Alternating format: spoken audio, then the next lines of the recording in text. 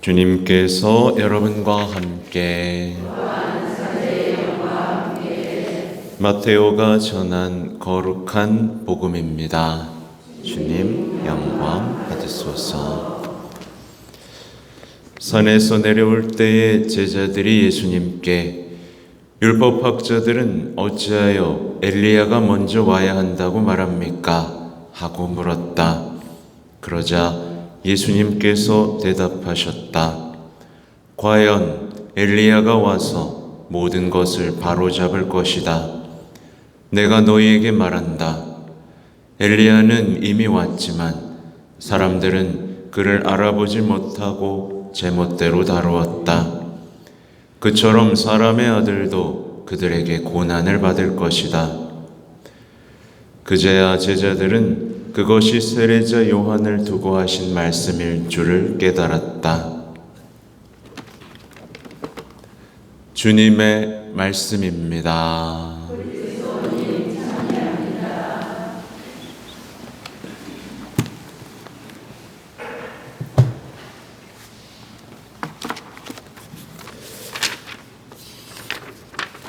예수님,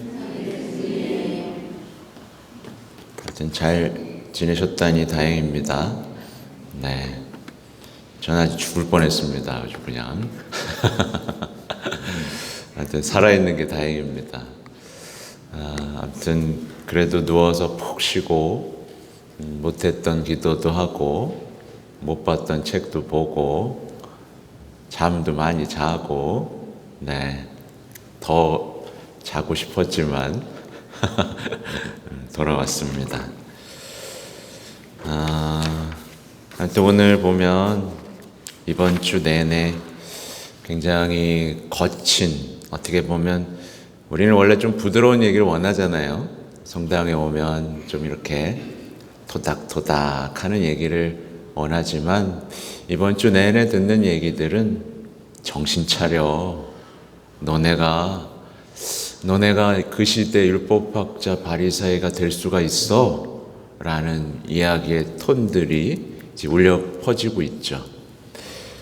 사람들은 세례자 요한을 알아보지를 못했습니다.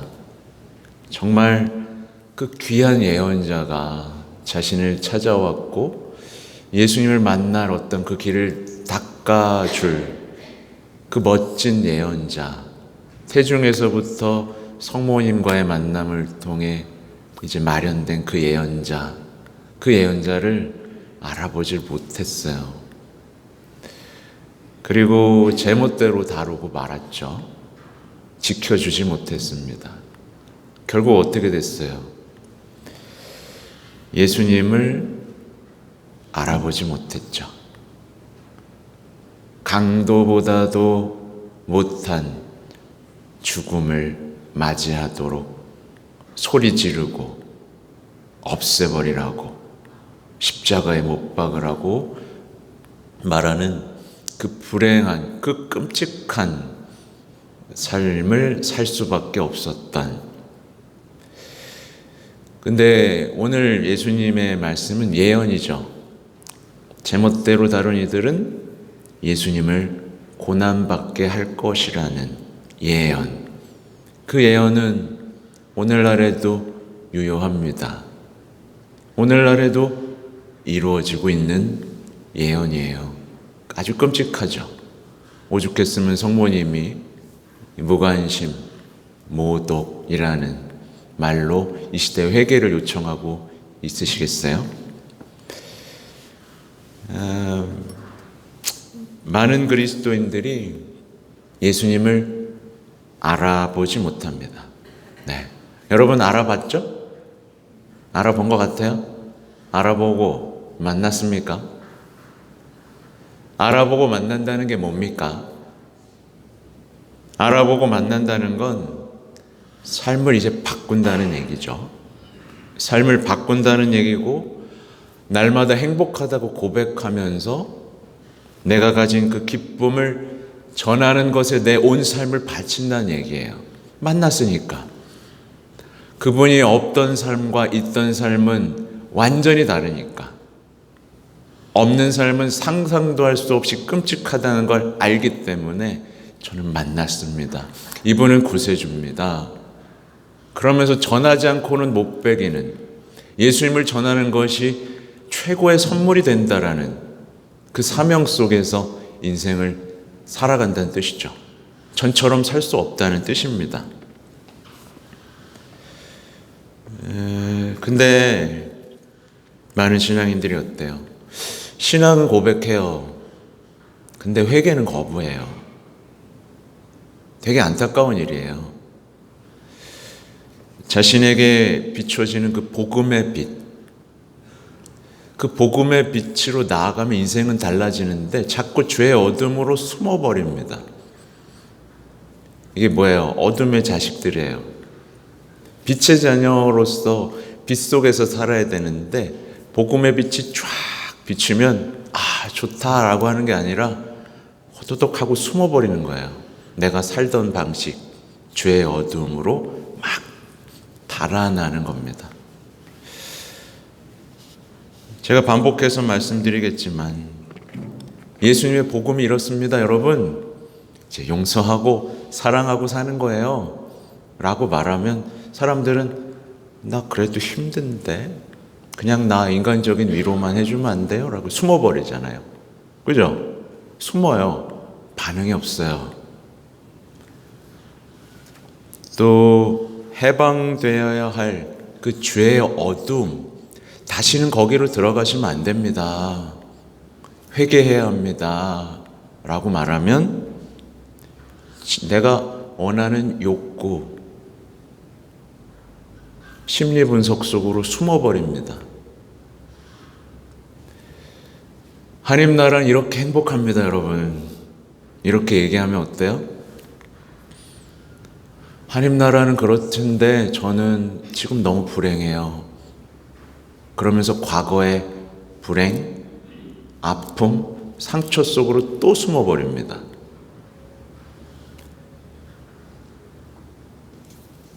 복음이 작동해야 안 해요? 지금 보세요. 하나님 나라, 행복 얘기하면 다 다시 어둠 속으로 들어가는 거예요. 나는 이래서 불행하고요. 나는 이래서 피해자고요. 나는 이래서 상처받았으니까 예수님은 내가 있는 어둠 속에 좀 그냥 오셔야 돼요. 이 빛 속으로 못 나가는 기막힌 상황이 벌어지고 있는 거예요. 그러니까 예수님이 죄를 없애셨지 않습니까? 그죠? 죄를 없애신 기쁨, 이 엄청난 기쁨인데 죄를 없애신 기쁨을 노래하고 주님, 전 다시 죄를 짓지 않겠습니다. 당신의 계명을 사랑합니다. 라고 말해야 되는데 이것도 죄인가요? 이것도 죄가 되나요? 이거 죄구나. 뭐 이런 얘기들. 그죠? 그냥 내가 죄 속에서 살았다는 거에 대한 어떤 아이고야 빨리 해방돼야 되겠구나라는 어떤 이런 감각이 사라져버렸고, 죽음을 없애신 기쁨. 여러분, 이제 죽음은 없습니다. 그렇죠? 여러분, 부활이 있잖아요. 죽음이 끝이 아니잖아요. 그죠?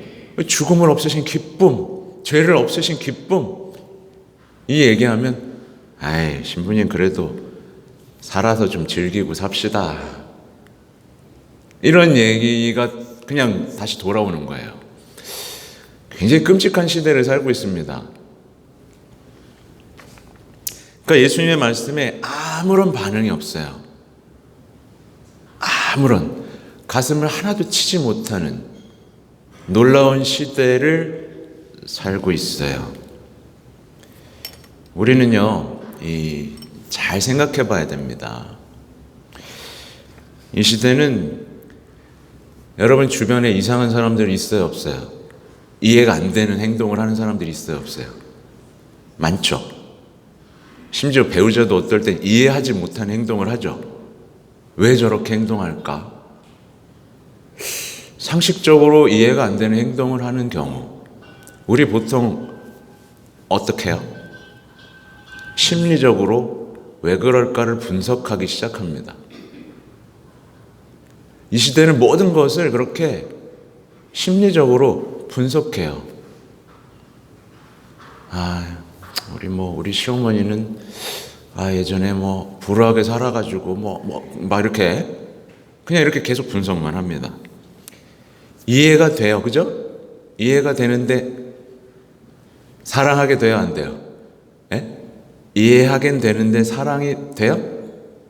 사랑하게 안 되죠. 답답함만 커지죠. 그러니까 자꾸만 이해할 수 없는 상황들은 계속 생겨납니다. 이게 뭐예요? 이게 죄의 어둠인 걸 사람들은 모르고 있는 거예요. 죄의 어둠입니다. 근데 사람들은 여기에 자꾸 이런 겁니다 라고 해석을 하고 거기다 무슨 병을 붙이고 난리를 치지만 그건 죄의 어둠이에요. 죄의 어둠이라고요. 실제로 복음을 보면 예수님이 무슨 심리치료를 하세요? 아니요. 마귀를 쫓아냅니다. 그리고 죄를 용서하시죠. 굉장히 단순한 일이에요. 빛과 어둠이 있는 겁니다. 우리는 해방돼야 될 죄의 어둠에 대해서 말할 수 있어야 돼요. 분석하고 한다고 해서 죄에서 해방되지 않습니다. 죄의 어둠과 구원의 신비가 우리 삶에 자리 잡아야 된다고요. 그러니까 심리에서 영성으로 넘어가야 돼요. 애매하게 영성 심리 이런 거 하지 말고, 그죠? 심리에서 영성으로 가야 됩니다. 우상 숭배에서 회개, 믿음으로 가야 되는 거예요. 안 그러면 정말 답답한 인생을 살게 됩니다. 그래서 많은 신앙인들이 어때요? 신앙이 그냥 행복론이길 바라잖아요. 여러분, 신앙이 행복론이에요? 네? 신앙이 행복론이고 그냥 인간적인 지혜로 깎아내리는 사람들이 있단 말이에요. 그래서 성당에 오면 어떤 강의를 듣고 싶어 해요? 행복하게 사는 법에 대해서 듣고 싶어 해요.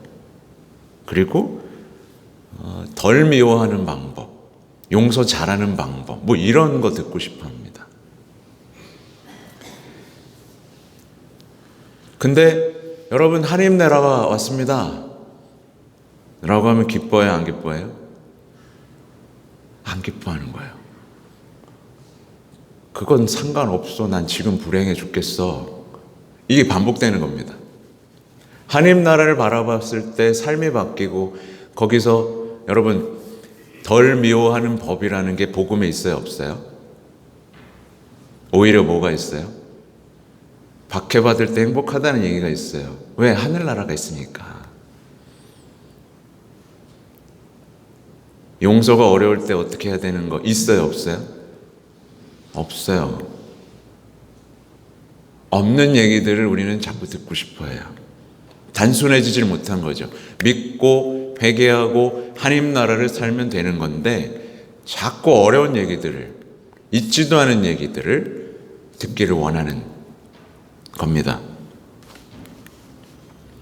그러니까 우리 앞에 거저 드러난, 앞에 보십시오, 그죠? 사랑의 신비가 드러났어요. 인생을 바꿀, 그걸 믿고 받아들이고 회개하는 걸 믿음이라고 합니다, 여러분. 그죠? 이 믿음이 삶을 바꿔요.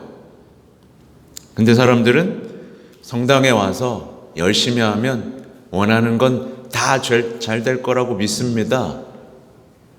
이걸 믿음이라고 말하기 시작한 거예요. 그러다 보니까 저 믿는데 왜 안 되죠? 아니, 이걸 안 믿는데, 사랑의 신비를 안 믿는데, 구원의 신비, 부활의 신비를 안 믿는데 왜 그걸 믿음이라고 말을 하겠습니까? 그죠? 정말 믿고 회개하는 사람은 성당 안에서 안식을 얻습니다. 안식을 얻어요. 여러분, 진짜 회개만 하면요, 신앙 안에서 정말 신납니다. 아, 이런 것도 있구나, 이런 것도 있구나. 그러면서 신앙생활에서 막 신나요. 그리고 내가 앞에 겪고 있는 모든 어려움도 어떻게 됩니까? 신앙의 힘으로 바꿔가는 그 신비로움을 체험하게 돼요. 내가 왜 이걸 안 했을까? 왜 내가 맨날 궁시렁거리고 불평만 했을까? 라고 돌아보게 돼요. 정말 풍요로운 신앙의 유산들 속에서 하나님과 나날이 가까워지는 그 행복을 누리게 됩니다. 근데 회개를 미루면 날마다 고생입니다, 여러분. 날마다 고생이에요. 아무리 열심을 해도 보람이 없어요. 인격적으로 나아지질 않아요. 너무 비참한 겁니다. 그냥 속만 쓰려요. 열심히 했는데 아무도 알아주지 않는 그 쓰라림. 하나님 나라와 상관없는 인생. 하나님 나라를 폭행하는 삶. 네, 그 삶이 이어집니다. 그래서 회개가 대단히 중요해요, 여러분. 회개는 정말 우리 신앙에서 결코 빼놓을 수 없는, 그래서 세례자 요한을 제멋대로 다루면 정말 우리 신앙의 아름다운 믿음을 누릴 수가 없습니다. 그래서 신앙생활 오래 하고도 마리아의 노래, 그죠? 지가리아의 노래를 부르면서 내가 신앙이 없었으면 어떻게 됐을까? 사실 이래야 되거든요. 근데 오랜 시간 신앙생활 하고도 자꾸 우울하다 그러고 상처받았다 그러고 불행과 분노를 노래하는 삶을 살 수밖에 없어요. 안 되지 않습니까, 여러분? 그죠?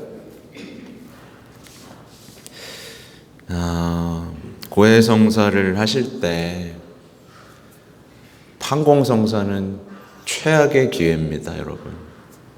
네, 여러분 판공성사 들어가면 신부님이 뭐라고 해줘요, 안 해줘요?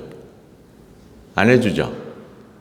난 정말 놀라운 광경들을 많이 봅니다. 왜냐하면 저는 이렇게 들어오면 그래도 그냥 보낼 수가 있나. 그래서 조금이라도 이런 얘기를 좀 나눠요. 그럼 겨우 15명, 20명 해. 근데 다른 신부님 자리를 딱 가봐.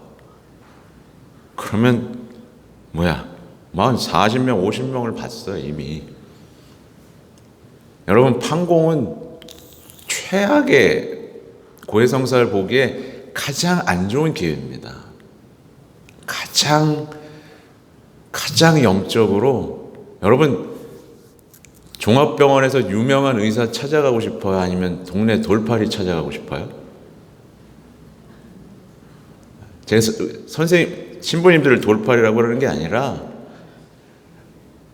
그냥 찾아가면 네, 나는 성부와 성자와 성령, 그냥 나가잖아요. 그게 뭐예요? 그런 성사 뭐하러 봐? 그렇지 않습니까? 최악의 기회예요. 네. 그냥 1년이 있습니다. 1년. 매일 있습니다, 여러분에게는. 그럼 뭐 하면 돼요?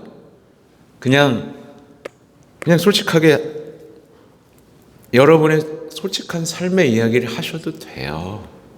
네, 막지 않습니다. 평소에는. 근데 판공 때 그런 얘기하면 아주 된통 혼나죠. 자매님. 평소에는 자기 얘기해도 돼요. 자기가 겪은 어려움, 슬픔, 그걸 신앙으로 어떻게 극복했는지, 어떻게 죄 안 짓고 살려고 노력해 왔는지, 그래도 예수님이 있어서 다행이다, 이런 얘기 해도 돼요. 그렇게 하다 보면 회개하게 되겠죠. 기다려 드릴 수 있어요. 네. 솔직해져야 돼요. 근데 정말 진실해져야 돼요. 앞에 나를 정말 사랑하고 아끼는 바로 그 예수님 앞에 내가 찾아왔다라고 생각하고 하면 되는 겁니다. 그러니까 예수님을 만나면 삶이 변해요.